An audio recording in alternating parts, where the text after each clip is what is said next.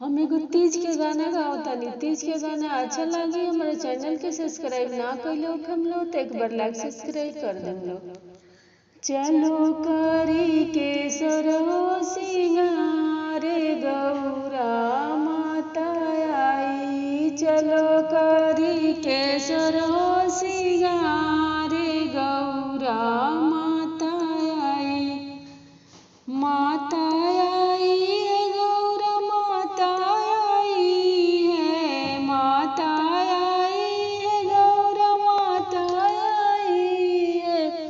संगमा में गणपति लाल गौरा माता आई है। संगमा में गणपति लाल गौरा माता आई है।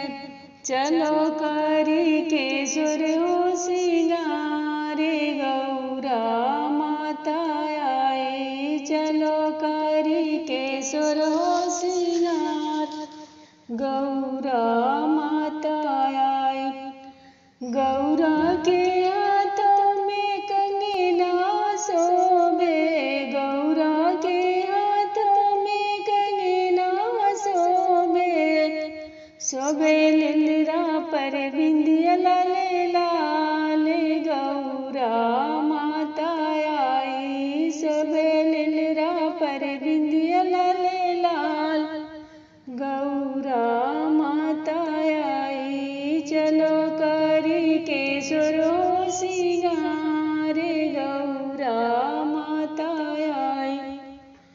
चलो करी के सुरहो सिंगार गौरा माता आई।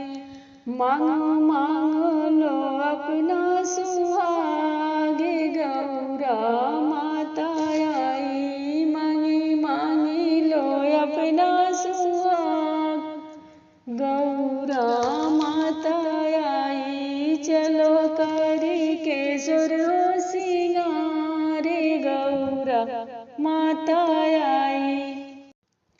हम एगो तीज के गाना गावतानी। तीज के गाना अच्छा लागी हमारे चैनल के सब्सक्राइब ना कइलो हम लोग तो एक बार लाइक सब्सक्राइब कर देम लोग।